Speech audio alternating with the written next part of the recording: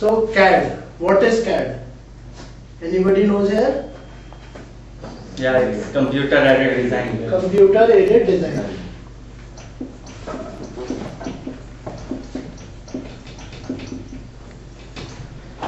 Computer aided design. Computer aided design is one pillar amongst the three pillars used in manufacturing industry.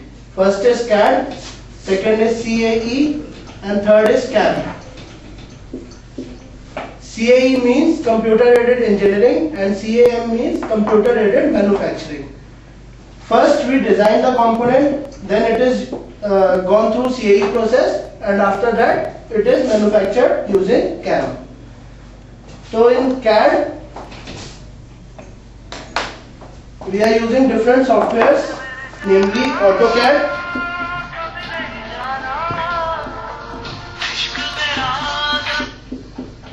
CATIA, ProE, etc. So what is the use of using these softwares? One of the example of using the software कि हमें गाना सुनना होता है तो हम VLC media player या media player, KM player, बहुत सारे प्लेयर्स हम यूज करते हैं गाना सुनने को। ऐसा तो है नहीं कि कंप्यूटर स्टार्ट किया और बोला गाना बज जाएगा, ऐसा नहीं होता। हमें कोई ना कोई सॉफ्टवेयर चाहिए जो उस चीज को फैसिलिटेट करे कि वो हमको गाना सुनाने में मदद करे। ये सॉफ्टवेयर इसी चीज के लिए है कि इस CAD को सपोर्ट करे, क्योंकि डायरेक्टली तो आप कंप्यूटर से बोलोगे तो वो डिजाइन बनाएगा नहीं, कोई ना कोई सॉफ्टवेयर चाहिएगा कि हम उसको डिजाइन बनाने में मदद करेंगे। अब now what is designing? Designing के दो पिलर्स होते हैं मेन। पहला होता है 2D and second one is 3D। इन 2D we do drafting and in 3D designing. So now CAD हो गया हमारा CADD। CADD क्या होता है? Computer aided drafting and designing. Drafting में हम सारा 2D कवर करते हैं और डिजाइनिंग में हम सारा 3D कवर करते हैं। ठीक है, अब इसके बाद हम डायरेक्टली अपने सॉफ्टवेयर में चलते हैं।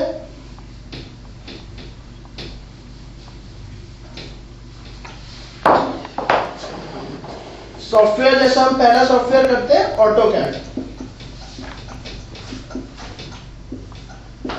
AutoCAD बेसिकली एक यूएस की कंपनी ऑटोडेस्क का प्रोडक्ट है। AutoCAD is one of the most important software in the field of CAD because it is the most oldest product and most used product and it has most users compare to any other software in the whole world. ठीक है, AutoCAD के अंदर basically जो काम होता है वो 3 modules में होता है। Firstly 2D, secondly isometric and third 3D। But AutoCAD की जो फंक्शनैलिटी है वो बेस्ट आती है 2D में, क्योंकि 2D के अंदर जितनी कमांड्स AutoCAD सपोर्ट करता है दूसरा कोई भी सॉफ्टवेयर सपोर्ट नहीं करता। बेसिकली 2D में हम क्या क्या देखते हैं?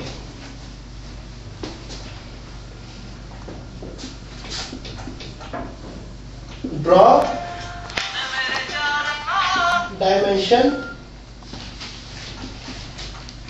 And modify. Draw, dimension and modify क्या होता है? ड्रॉ के अंदर जितनी भी मेरी ड्राइंग रिलेटेड ज्योमेट्री होती है वो सारी कवर होती है। Line, ellipse, circle, rectangle, anything which relates to a sketch. जो भी मेरा 2D डायमेंशन में स्केच बनता है, एक प्रोफाइल बनती है, वो सारी हमारी ड्रॉ टूल बार में कवर होती है। उसके बाद आता है डायमेंशन। डायमेंशन में हम जो भी चीजें बनाते हैं, मान लो हमने लाइन बनाई, सर्कल बनाया, लाइन की डिस्टेंस देनी है, सर्कल का रेडियस देना है, डायमीटर देना है, लाइन को किसी एक्सेस से डिस्टेंस देनी है, किसी भी प्रकार की डायमेंशन आपको देनी है, हम सारी देते हैं डायमेंशन टूल बार से। ठीक है, मान लो ये मैंने लाइन बनाई, इसका मुझे डायमेंशन दिखाना है 20, मैंने इससे डायमेंशन लिया, तो ये सारा काम मेरा करता है डायमेंशन टूल बार। देन आता है हमारे पास मॉडिफाई टूल बार। मॉडिफाई में क्या होता है? अलग अलग तरीके के ऑपरेशंस परफॉर्म होते हैं। ऑपरेशंस क्या होते हैं? मान लो आपको ये रेक्टेंगल है मेरे पास, इसमें कॉर्नरिंग करनी है, ये एक तरीके का ऑपरेशन होगा। जैसे हम जिस टेबल के आगे बैठे हैं उस टेबल में यहाँ पे कॉर्नर्स बने हुए, ये एक तरीके का ऑपरेशन परफॉर्म है। नहीं तो यहाँ पे शार्प एज होता है, समझ रहे आप?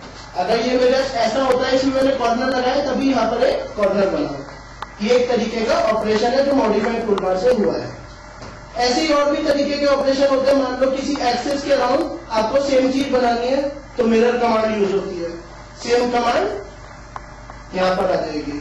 किसी चीज को स्केल करना है, मान लो आपको इसे बढ़ाना है या घटाना है, तो भी हम ऑपरेशन टूलबार से कर सकते हैं। तो बहुत तरीके की चीजें होती है जो मॉडिफाई से पॉसिबल है। देन हम मूव करते हैं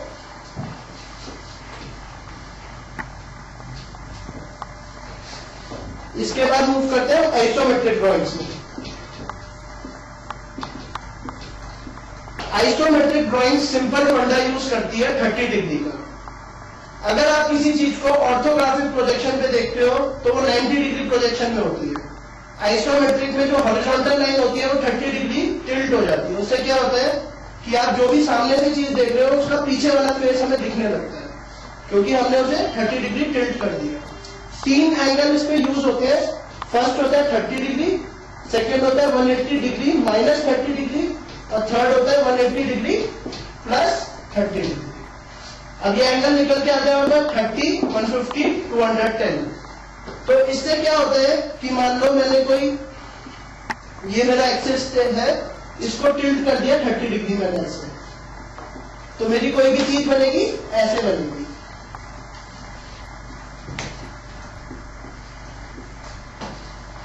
अब ये मेरे को एग्जैक्टली मैंने ये बनाया 2D में, बट ये मेरे को एक क्यूब जैसा लग रहा है कि ये 3D हो, बट ये 3D नहीं है क्योंकि इसको हमने एक्चुअल हाइट अभी नहीं दी है।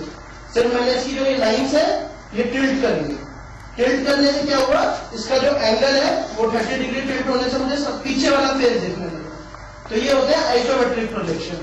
2 तरीके के प्रोजेक्शन होते हैं, 2D में ऑर्थोग्राफिक यूज होता है और आइसोमेट्रिक। ऑर्थोग्राफिक में चीज जैसी होती है वैसी रखी जाती है एग्जैक्टली 90 डिग्री में, और आइसोमेट्रिक में 30 डिग्री टिल्ट हो जाती है। 180 माइनस 30 और 180 प्लस 30 का कॉन्सेप्ट इसलिए होता है क्योंकि ये एक्सिस हमेशा 180 डिग्री का ही होता है। तो 30 डिग्री यहाँ, 30 डिग्री यहाँ और 30 डिग्री यहाँ, तो इसलिए 180 प्लस 30, 180 माइनस 30 और 30। ठीक है, इसके बाद आते हैं डायरेक्टली 3D पर। अब 3D क्या होता है? 3D होता है 3 डायमेंशन। जब भी हम काम करते हैं किसी एक्सिस सिस्टम पर, मेरा ये एक्सिस सिस्टम है, इस एक्सिस सिस्टम में एक्स एक्सिस, वाई एक्सिस और जेड एक्सिस, ये 3 एक्सिस होते हैं। अभी तक जो भी मैं काम कर रहा था, चाहे मैंने 2D किया, चाहे मैंने आइसोमेट्रिक किया, मैंने किसी भी एक प्लेन को कंसिडर करके किया, चाहे वो एक्स वाई हो, चाहे फिर वाई जेड हो, चाहे फिर जेड एक्स हो। तीनों प्लेन बने एक्स वाई, वाई जेड और जेड एक्स। साइक्लिक एक्शन है प्रॉपर ये, ठीक है। बट अब मैं चाहता हूं मैंने किसी एक पर्टिकुलर प्लेन पे कुछ बनाया, मान लो मैंने एक्स वाई पे ये रेक्टेंगल मैंने बनाया। अब मैं उसे अगर जेड डायरेक्शन में कुछ डायमेंशन देता हूं तो वो डायरेक्टली क्या होगा, तीनों एक्सिस में कुछ ना कुछ प्रॉपर्टी ले रखा होगा। एक्स में उसने ये ले रखा है, वाई में ये ले रखा है, और जेड में आप उसे कुछ और दे सकते, तो वो डायरेक्टली जो रिप्रेजेंट होगा वो 3D में होगा। अब आप उसको तीनों एक्सिस में इधर उधर करके बाकायदा देख सकते हो कि वो चीज किस एक्सिस में क्या कह रही है। तीनों प्लेन में उसकी कोई ना कोई एक वो है, वैल्यू है, ठीक है। तो इस चीज के अंदर हम 4 तरीके से करते हैं।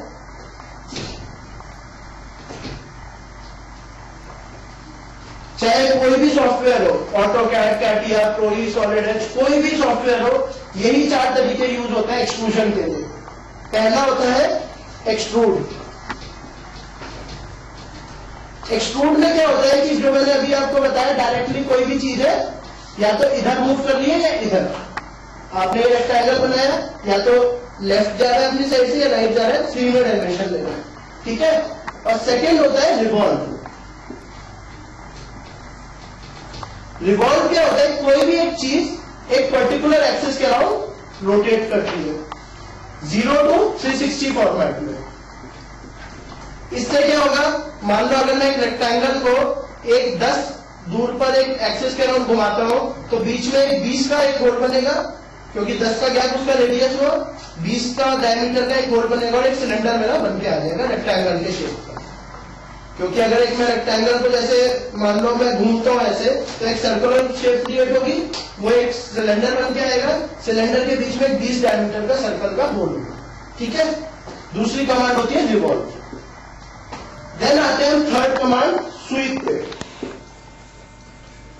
अभी तक आप लोगों ने देखा कि जो मैंने एक्सट्रूड किया या रिवॉल्व किया, उसके पीछे एक पर्टिकुलर डिफाइंड पाथ था, या तो स्ट्रेट पाथ या रोटेटिंग पाथ, वो एक डिफाइंड पाथ था। बट मैं चाहता हूं एक नॉन डिफाइंड पाथ में अपनी चीज एक्सट्रूड करना। मान लो मैंने ये पाथ बनाया हुआ है,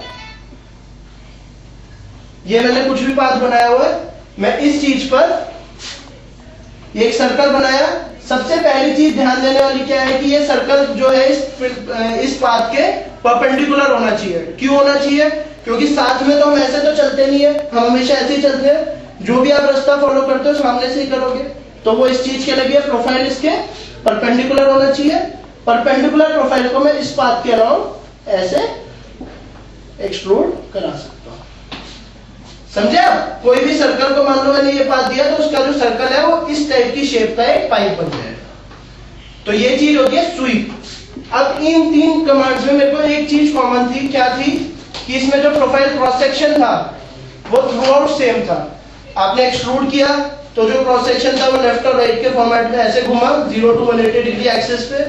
आपने रिवॉल्व किया तो 0 to 360 डिग्री घुमा, और आपने स्वीप किया तो एक पाथ पे घुमा। बट जो क्रॉस सेक्शन था वो सेम ही मूव कर रहा है, चाहे ऐसे किया, चाहे रिवॉल्व हुआ, चाहे उसने पाथ फॉलो किया, क्रॉस सेक्शन सेम था।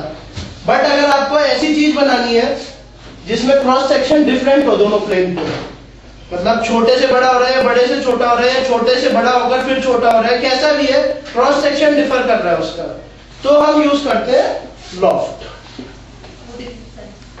लॉफ्ट में क्या होता है कि लॉफ्ट में आपके जो डिफरेंट क्रॉस सेक्शन होते हैं उन्हें वो आपस में जोड़ देता है। ग्रामोफोन वगैरह बनाना हो या कुछ इस टाइप की चीज बनानी हो तो इससे बनाते हैं।